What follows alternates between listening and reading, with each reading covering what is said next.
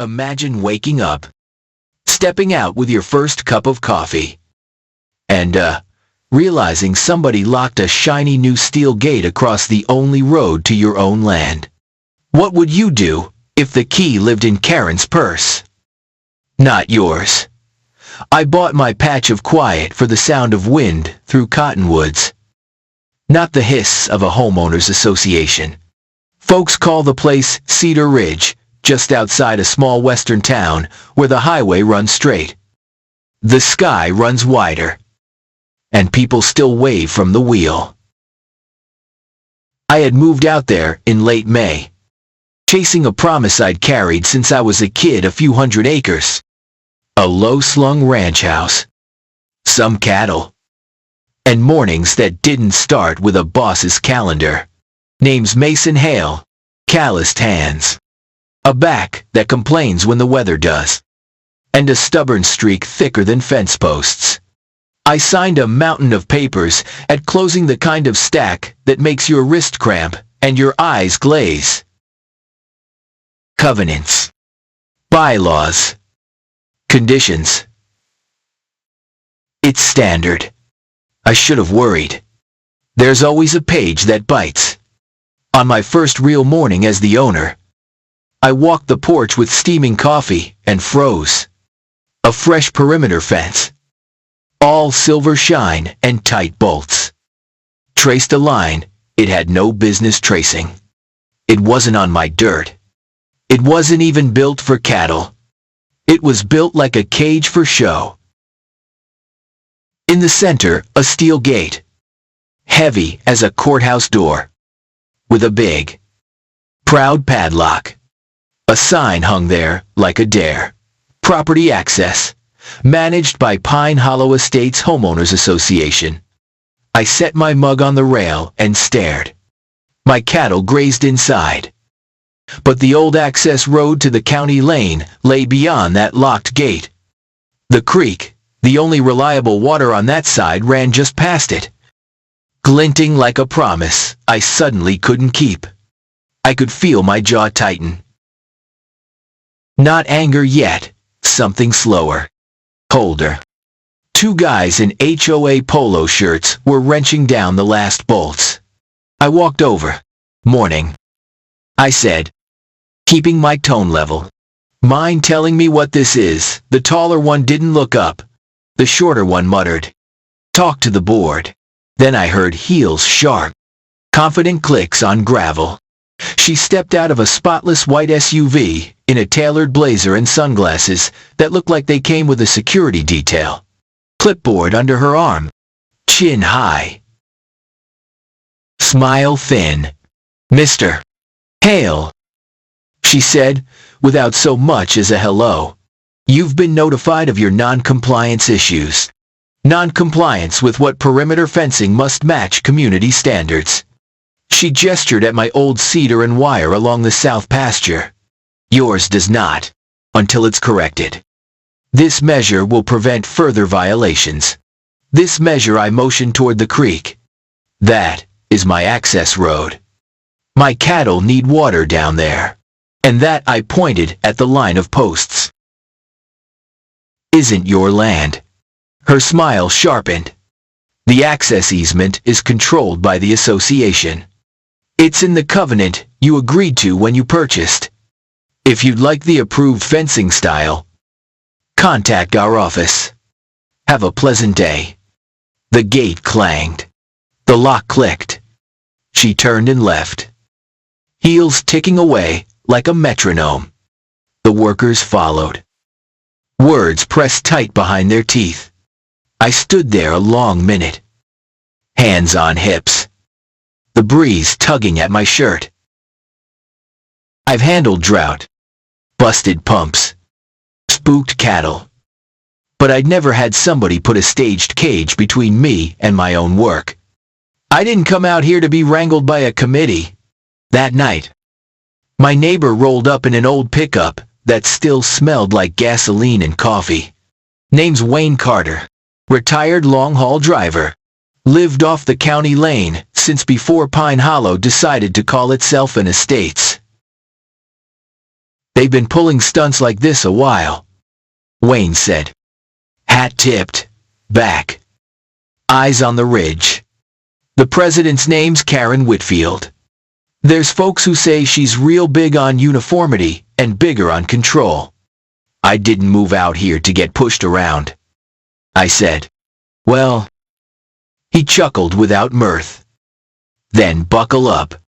By morning, I had a thick file folder and an ugly plan document everything.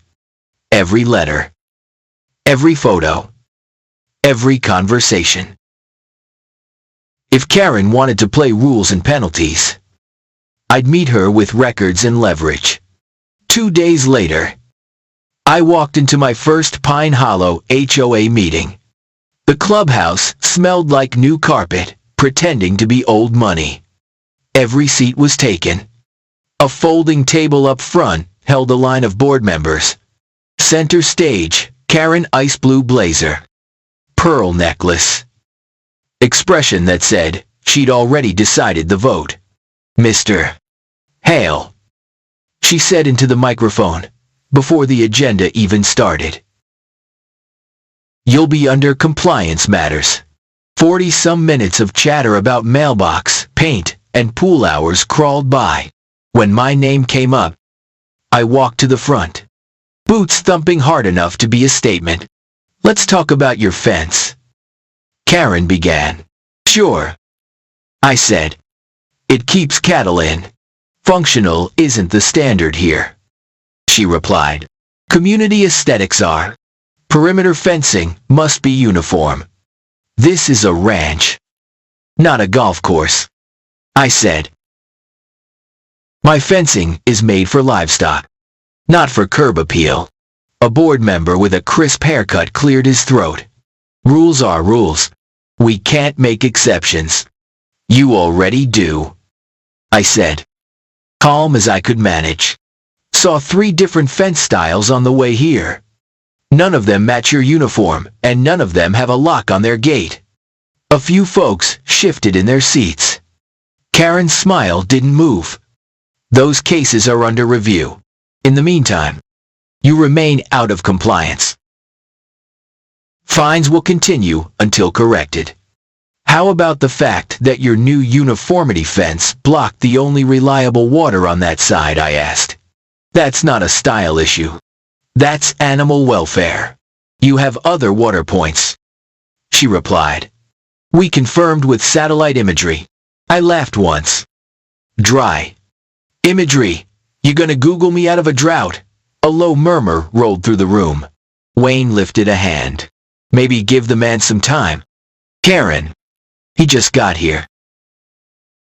The association must maintain standards, she said without looking at him. If Mr.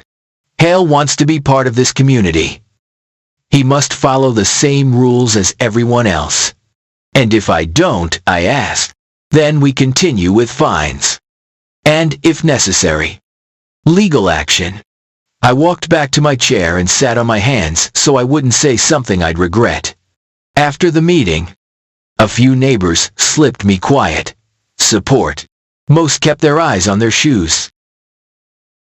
It felt like a church service where everyone suspected a fire under the pews, and nobody wanted to shout smoke. The letters started coming daily. Each envelope stamped with Compliance Office in dignified font. The fines began at $50 a day, then jumped to $100. The phrasing got fancier, too visual inconsistency, detrimental to community appeal. I read it out loud at my kitchen table. Visual inconsistency. I'm raising cattle, not staging weddings. Wayne sipped his black coffee and nodded. They'll stack it till you bleed money. That's how they win. I wasn't in the mood to bleed, so I went to the next meeting to listen, not argue. I wanted to learn their rhythm, to see where the floor creaked when you stepped. A woman I didn't know, tall, thoughtful eyes stood up about a forced tree removal. She glanced my way mid-sentence, then looked down. When the board moved to new business, Karen skimmed through an RV parked too long, a shed the wrong shade of tan, A porch light too bright. The cadence was cold and deficient findings. Fines. Escalate. Order in the court of Karen. Afterward, the tall woman found me in the parking lot. You're Mason. Right, I'm Linda Brooks. She lowered her voice. They're gonna run you down till you give up or move out. Karen doesn't care who you are. She cares about winning. Why do people let her win? I asked. Because trouble's expensive, she said. And Karen knows how to raise the price. That stuck like a burr under a saddle. This wasn't rule enforcement, it was culture enforcement.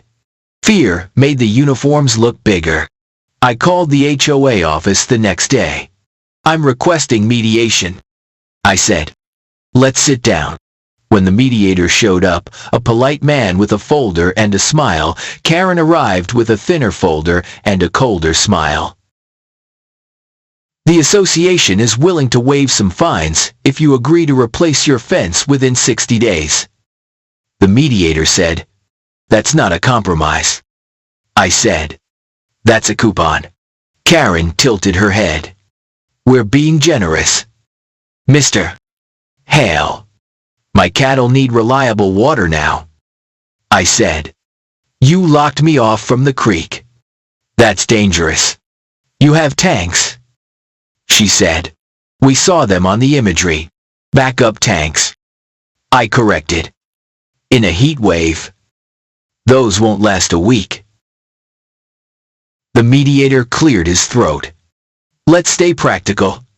The practical option, I said, is that you remove the lock and stop pretending that a shiny fence is more important than live animals. Karen closed her folder. We'll be in touch. That night, I sat on the porch, listening to the cattle lowing into the dark and feeling something settle in my bones. It wasn't rage well. Maybe a little. It was resolve.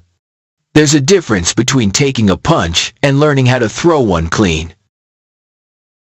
The breaking point came on a windy Thursday. Sorry. I mean late weekday when the sky couldn't decide if it wanted to storm or just spit. The cattle clustered near the new fence. Restless. The creek line, my lifeline, was fully fenced off. I rattled the lock. Hard. The sound echoed like a dare across the pasture. Nobody answered. I called the HOA office. This is basic care, I said. Open the gate. We've confirmed alternative water points. The receptionist repeated. Her tone had that polite glaze of someone who'd never hauled a hose uphill. Do you want to be responsible for dead cattle? I asked.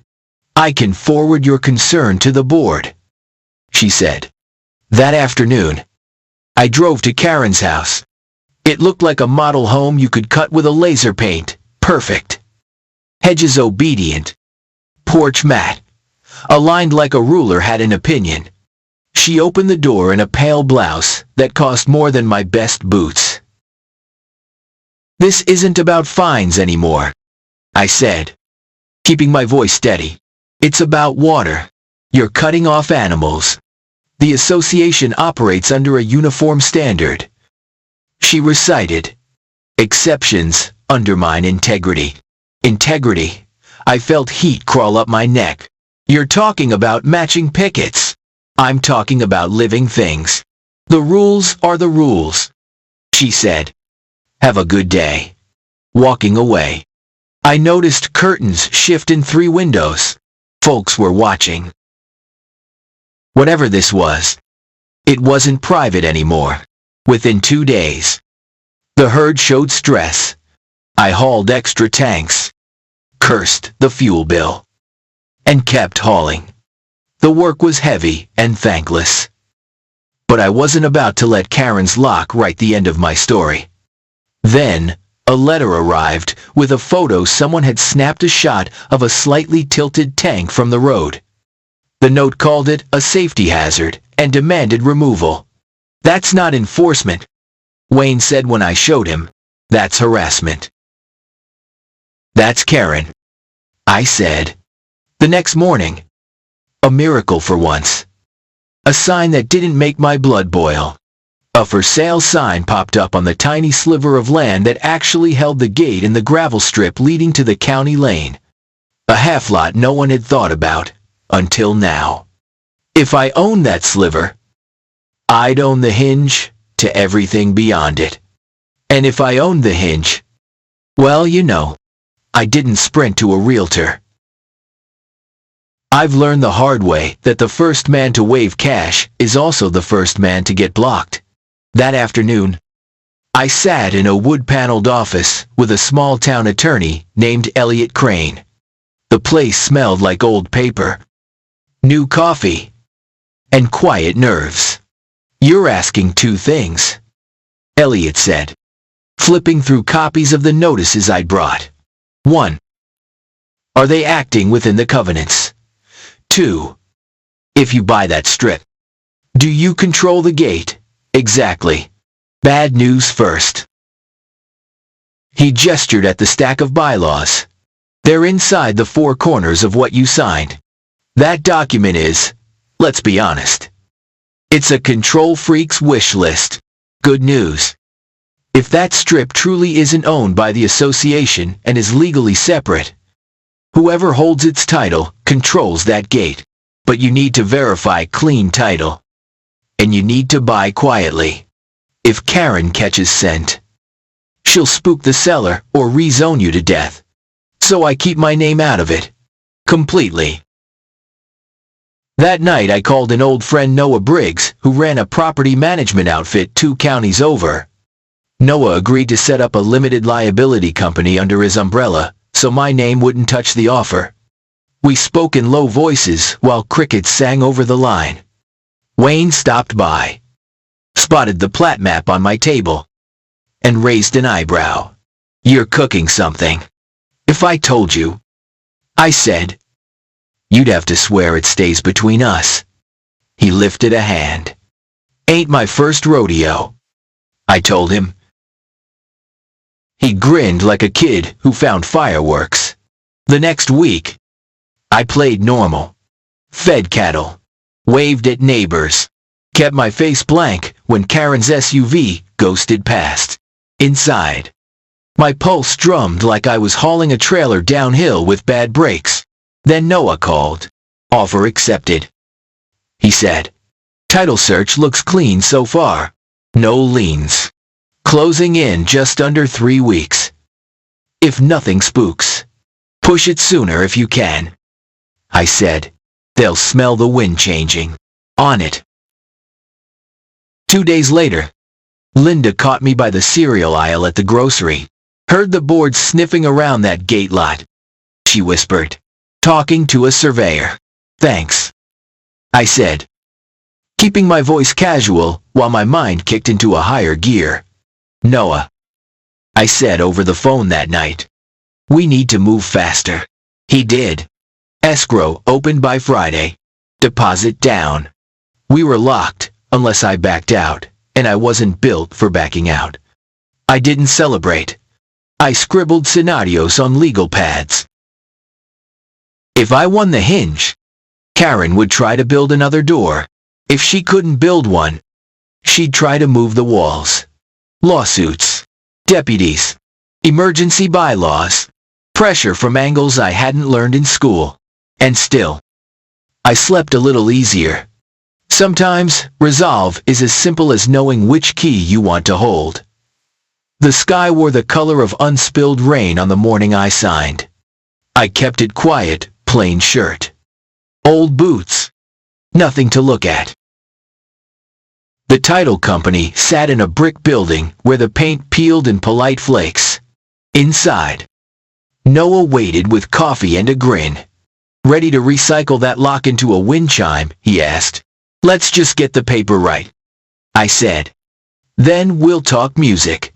Because the limited liability company was the buyer. My name never touched the deed. Noah signed with a careful hand. Papers slid across the desk and came back with stamps that sounded like finality. A receptionist handed over a single heavy key on a worn leather fob. It felt heavier than it should, metal and leverage, and a grin I couldn't quite stop. "Congratulations," Noah said, clapping my shoulder. "You just bought a gate, and the argument that comes with it." We left out the back. No photos. No handshakes on the curb. Just two men who understood that victory whistles louder if no one hears it coming. Back at the lot, I parked down the road and walked the last stretch. The padlock hung there, smug as always. I slid the key in. It turned like it had been waiting for me. The shackle popped with a sound that felt like the first lungful of air after being held under too long. I swung the gate wide and stepped back. The cattle drifted toward the creek, as if they'd been reading my notes. The water glinted calm. For the first time in weeks, I felt some part of myself unclench. 2 days. That's how long the quiet lasted. On the third morning, a white SUV nosed up to the gate like a shark testing a cage. Karen stepped out, clipboard under her arm. 2 board members flanking her. "You appear to have accessed association property without authorization," she said. "This isn't association property anymore," I replied, leaning on the gatepost. "Check the county record. I own this lot." "That's impossible," she said. "The association has first right of refusal." "Maybe you did," I said. "You didn't use it." The seller took our offer. "This gate is mine." One board member shifted, murmured, "Karen, if that's true, we'll see about that." She snapped, eyes on me. "Don't think this is over." "I know it isn't," I said, voice steady. "In the meantime, I control this access, not you." They left. Gravel popped under their tires, like applause I didn't ask for. By lunch, 3 emails from the association demanded clarification of the gate's status. I forwarded them to Elliot. He wrote back 6 words, "Let them make the next move." Neighbors started flagging me down at the feed store, at the gas pump, by the post office bulletin board. Some clasped my hand and said, "About time." Some shook their heads and muttered about community order. A few looked over their shoulders like my name could summon a fine. On Saturday, Wayne's truck rumbled to a stop as I was rolling a bale. "Heard they called the sheriff," he said. "Brace yourself." By afternoon, 2 deputies and Karen stood by the gate. The deputies had that calm you only get from seeing worse than a fence fight. "Mr. Hale," one said, "we got a call about a property dispute. We're here to keep the peace." "I own this strip," I said, holding out a copy of the recorded deed. "Bought it fair and square." He read the paper, gave a slow nod. "It checks out." Karen's jaw went tight. "We'll take this to court." "That's your right, ma'am," the deputy said. "As of now, there's no crime." They left. A little crowd had gathered. Folks watch law and land like they watch weather. The hush that followed wasn't peace. It was people choosing sides in their heads. That night, Linda texted, "Be careful. Emergency board meeting Monday. Word is Karen's pushing a new rule about access points." I showed up early. The room buzzed with that brittle politeness people wear when the arguments already started in private. Karen rapped the table and launched straight in.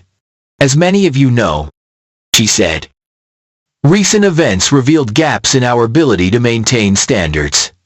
The board proposes an amendment granting the association authority over any access points that serve more than one property." I raised my hand. "Convenient. Since it targets one owner in particular."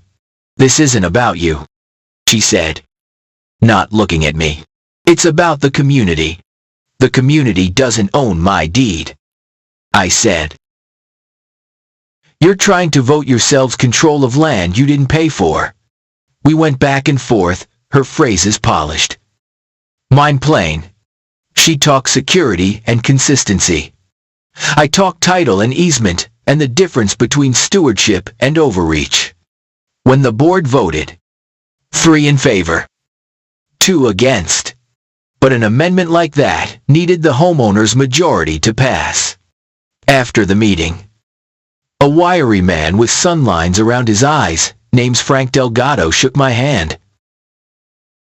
You're not the first she tried to steamroll, he said. Might be the first who can beat her. Keep going. By midweek, our little war hit social media. The local community page ignited like dry grass. Some folks posted screenshots of deed maps and bylaws. Others posted memes that, okay, I'll admit, a few made me laugh. I kept my posts factual public records, timelines, and a reminder that the lock came first. Not me. Then, Wayne showed up with a plain envelope. Inside, an anonymous note. Check the county clerk's filings tomorrow. I did. My stomach dropped. Karen had filed notice of intent to purchase a narrow county-owned strip that ran alongside my fence thin as a ribbon. But enough to build a bypass if she could wrestle it away. If she got it, my shiny new leverage would lose its polish. I drove straight to Elliot. It's a clever move, he said, scanning the notice. But that strip's earmarked for potential utility access. She'll have to clear more hoops than a rodeo.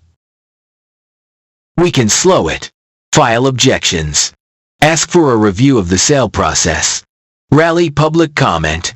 Maybe persuade the county to keep it public. Do it, I said.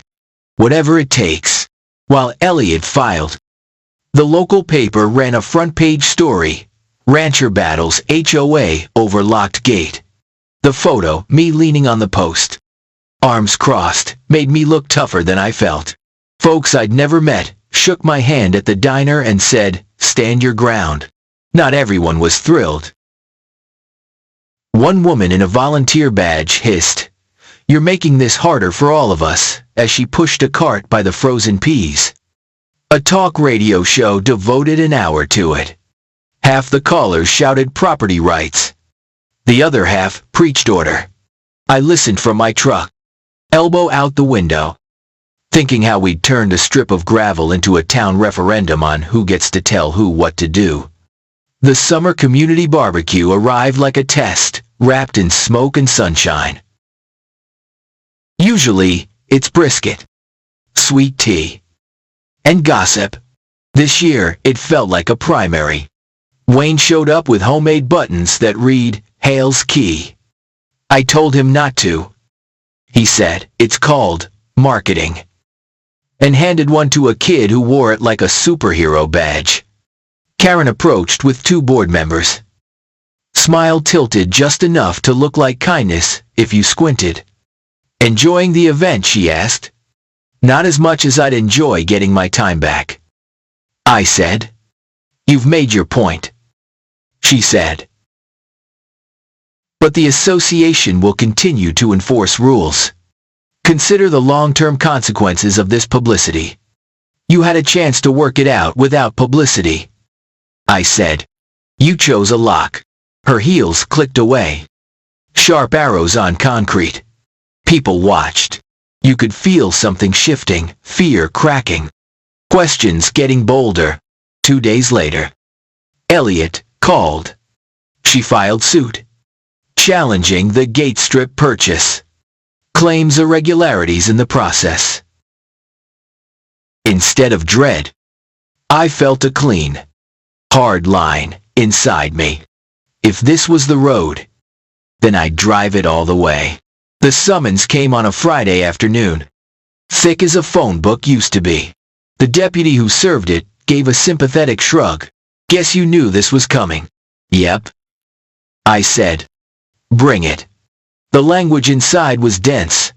Easements, covenants, notice requirements, injunctive relief, words that make most folks' eyes blur.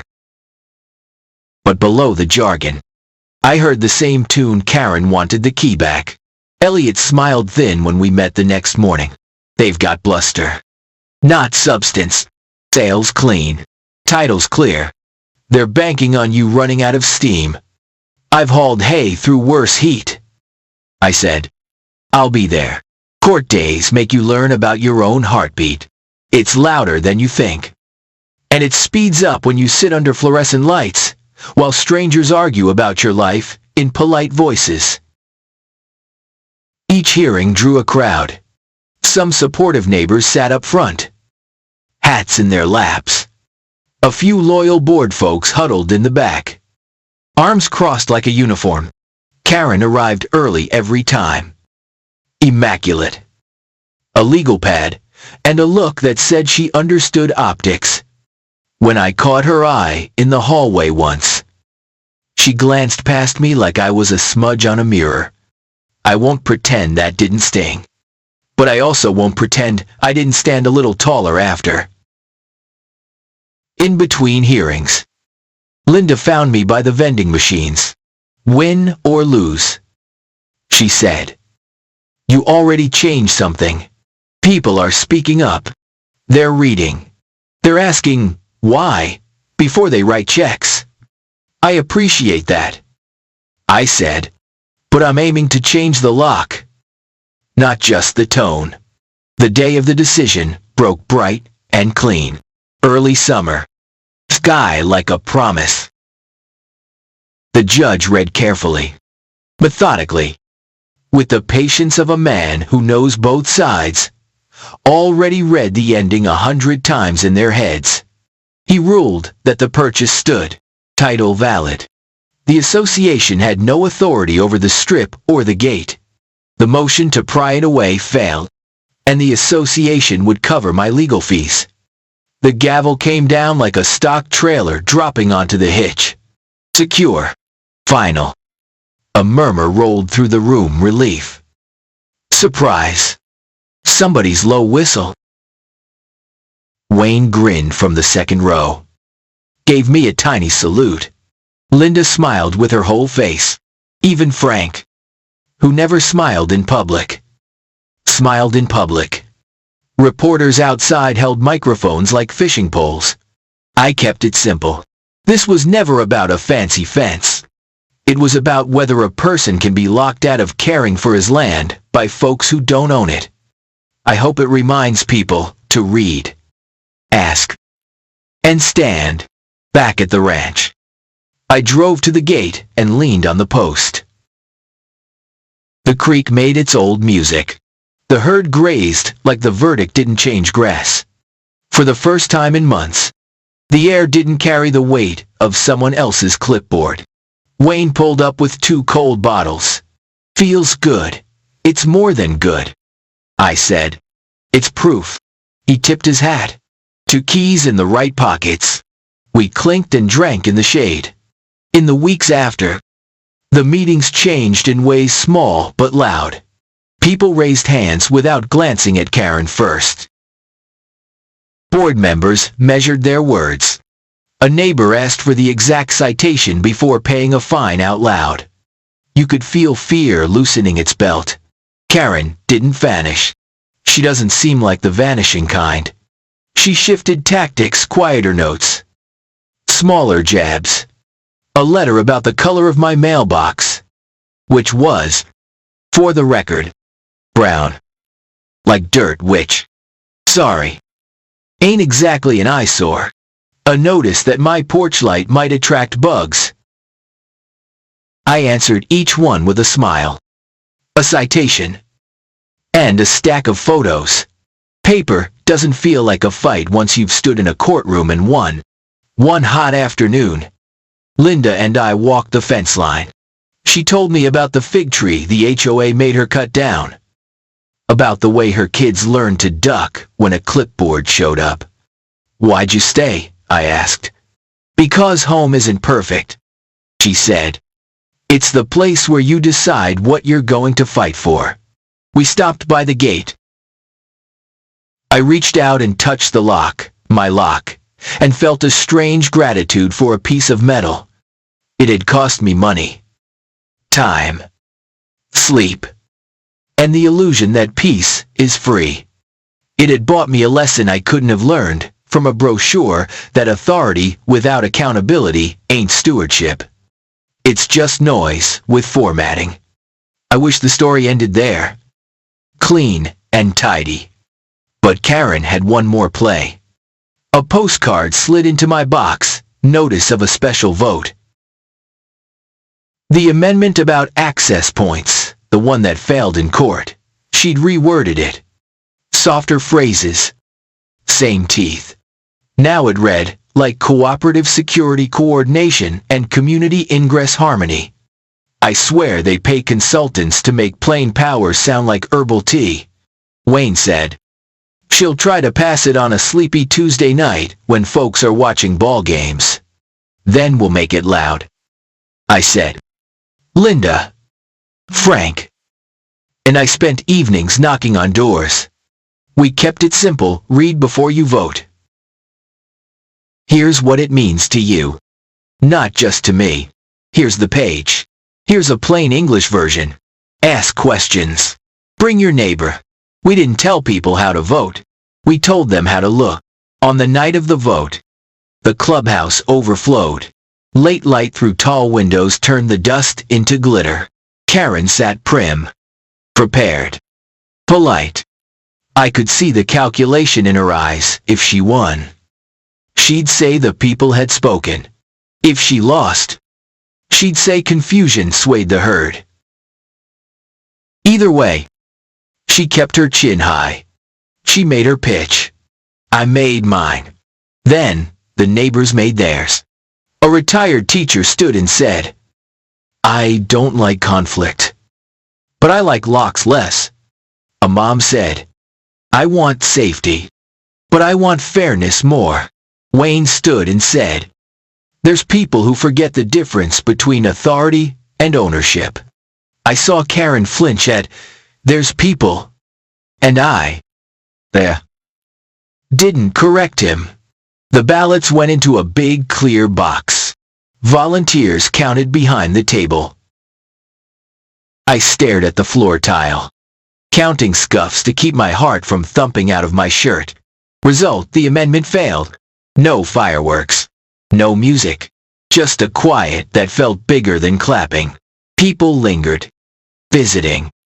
Asking one another about gardens. Kids. Drought. And dogs.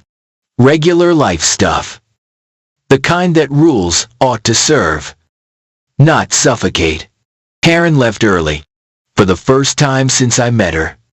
She didn't look in control. Not beaten. Not broken. Just smaller in the doorway than she wanted to be. There's a strange peace that comes after a fight you didn't ask for, but refused to lose. The house felt wider. The mornings tasted like they were supposed to. Coffee. Dust. Sun. My back still ached. Work still worked me. But, man, the air was lighter. I fixed what needed fixing and left alone what worked. The creek taught its quiet lessons. A hawk circled. Calves learned the fence line the way children learn sidewalks. The gate stood where it had always stood. Now, with a lock that answered to the right name.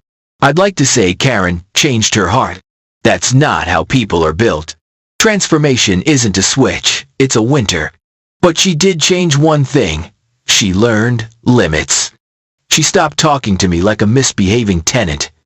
She started talking like a neighbor who knew the property line. Folks asked me what I'd do different if I could rewind. I'd read slower. I said, ask dumber questions. The kind that make lawyers roll their eyes and give better answers. Like what Wayne asked. Like, can you actually lock me in? He laughed. Sorry they'd say no. Of course not. And then write a paragraph that says, maybe. We both laughed. Because sometimes the only way to unstick anger is to let it find humor. One evening, Linda brought over a pie peach, edges golden, and sat with me on the steps. "You know," she said, "when you turned that key the first time." I cried. "Because you like locks that much," I teased.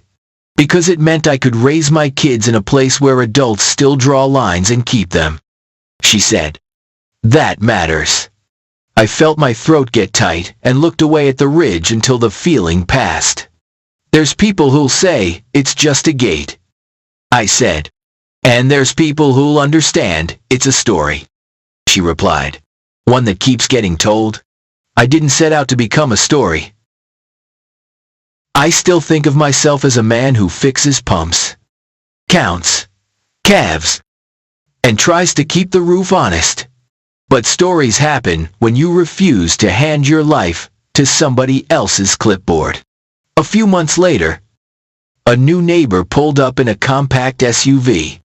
Kids' voices bouncing around the seats like ping pong balls.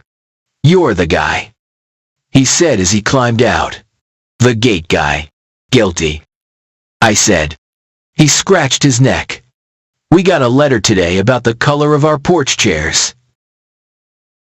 Said the shade was non-compliant coastal and should be approved sand." I sat in his essay. Brighted pressured, but the Lebanon tea. Don't even know what approved sand is." "Me neither," I said. "But I know how to read minutes and make a phone call." We sat at my table. I showed him where to find the right pages. Taught him how to write a courteous email with a spine. Told him which meetings actually mattered and which just felt like they did. He left with a folder and a steadier jaw. Karen still ran the board. She probably sleeps better if she's in charge of a calendar. But meetings were different now. They looked less like a stage and more like a circle. People showed up. They voted their minds.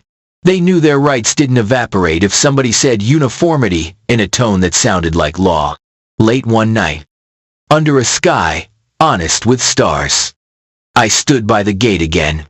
I put my palm on the cool steel and thought about everything that little lock had taught me.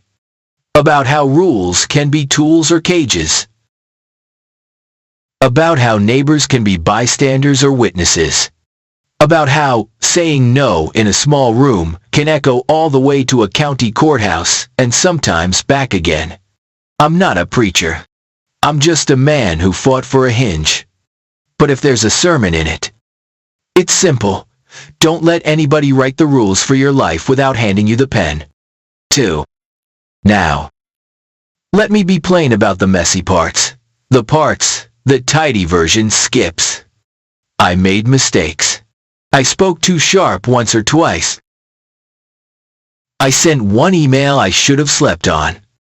I almost gave up the week the fines doubled from $50 to $100, and the truck needed a transmission, and the well pump coughed at midnight. There was a night I sat on the porch steps with my head in my hands and said out loud, "I ain't got it." Wayne showed up like he heard it from a mile away. "You got it," he said. "You just forgot where you put it." He dropped a sack of ice on my porch, put a casserole in my fridge, and left without talking it to death. That kind of neighbor is worth more than bylaws, more than boards, more than whatever people think power smells like. Linda sent a text the next morning. "You don't have to win pretty. You just have to win true." That became my compass. Not who yells loudest. Not who drafts slickest. Who stands truest. When the court awarded fees, a few folks told me to go after more. "Make them pay," one man said, eyes bright with the kind of anger that eats its host. "I'm not here to salt earth," I said. "I'm here to farm it." We took what the judge ordered. We spent the rest on improvements that made sense. A better trough pump. A small shade structure. A little gravel where the mud liked to trap tires. I fixed up the mailbox too, just to make that particular letter look sillier. Karen tried one last letter about my address numbers not being properly sized for visibility. I wrote back that the house sits half a mile off the road and that my numbers are visible to any eagle with a clipboard. I included a friendly photo of a hawk that happened to be perched there. She didn't respond. I don't hate Karen. I don't love what she did. People like her believe order is good in itself, even when it dents the people it's supposed to hold together. Maybe she sleeps better, believing she's saving us from ourselves. Maybe she just likes winning. I don't know. What I do know is that neighbors with different wiring still gotta live under the same weather. Boundaries make that possible. Months rolled. Seasons did what seasons do. The creek thinned, then fattened. Calves grew bold. The file folder on my counter got thicker with receipts and thinner with fines. I still kept it, though not as a grudge, as a reminder. Once, a kid from the high school came by for a class project on local debates.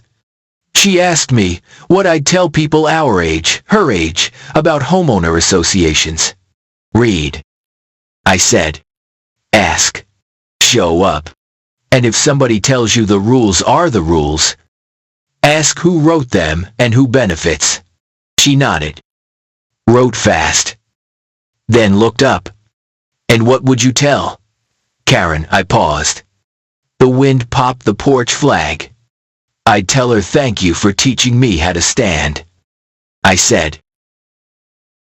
And I'd tell her I'll be standing right here if she forgets. The kid laughed. Surprised. You'd thank her. Gratitude doesn't mean agreement. I said. It means I learned. I keep the original key on the same leather fob the title office gave me. It hangs by the back door, where I keep my best hat. Every once in a while, when the house is quiet, I hold it, feel its weight, and remember the day it turned. How the sound echoed off the posts. How my breath came easy. How the cattle headed for water like it was not a debate. I don't think in grand words much, but I've come to believe this freedom is local. It's not a marble statue or a speech on a holiday. It's the way a gate swings when you need it to. And the way your voice doesn't shake when you say no. Not like that.